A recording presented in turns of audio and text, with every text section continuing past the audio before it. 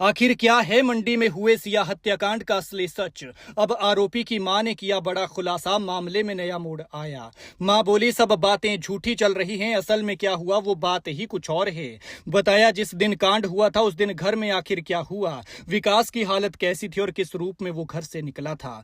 Police को भी दी नसीहत, कहा बेटे को दबाव में लाकर आरोप कबूलने की ना हो कोशिश, अगर वो दोषी है तो सबूत पेश किए जाएं, फिर चाहे उसे फांसी दे दी जाए। सिया का हत्यारा आरोपी विकास पटियाल कुछ भी बोल नहीं रहा है। कहीं पुलिस रिमांड या फिर लोगों के दबाव से तो वो चुप नहीं है, ऐसा विकास की मां का कहना है। और साथ ही उन्होंने ऐसी हैरान करने वाली बातें भी बताई हैं जिससे आप सोचने को मजबूर हो जाएंगे कि क्या ये कत्ल उसी ने ही किया है या फिर इसके पीछे कोई साजिश है, क्योंकि अभी तक इस कांड के पीछे की वजह सिर्फ उसका सनकीपन माना जा रहा है। क्योंकि पुलिस पूछताछ में उसने ज्यादा कुछ नहीं बोला है। कत्ल का कबूलनामा भी माता पिता के सामने किया है। अमर उजाला की खबर के मुताबिक विकास की मां सुनीता का कहना है कि ये जो बातें चल रही हैं कि उस दिन घर से निकलने से पहले विकास और उनका झगड़ा हुआ था और वो नाराज होकर घर से निकल गया था, ऐसा कुछ भी नहीं हुआ है। ये बात सरासर गलत है, क्योंकि उस दिन वो सुबह करीब 8:30 बजे घर से घास लेने के लिए चली गई थी। विकास की मां का कहना है कि सिया के कत्ल से पहले गांव की 2 महिलाओं का सामना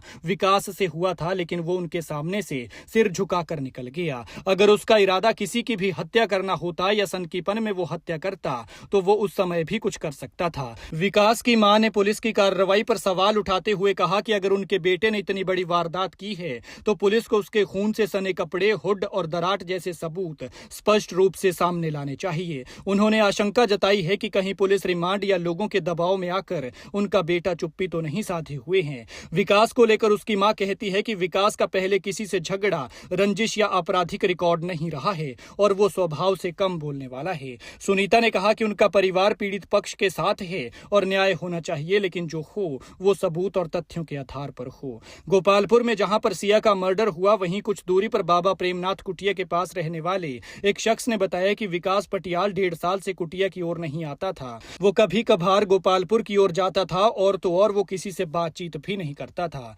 फिलहाल पुलिस सारे मामले की जांच कर रही है, हर पहलू को गंभीरता से देख रही है, लेकिन जिस तरह से मां की बातें सामने आ रही हैं, देखना होगा कि आखिर में निकल कर क्या सामने आता है।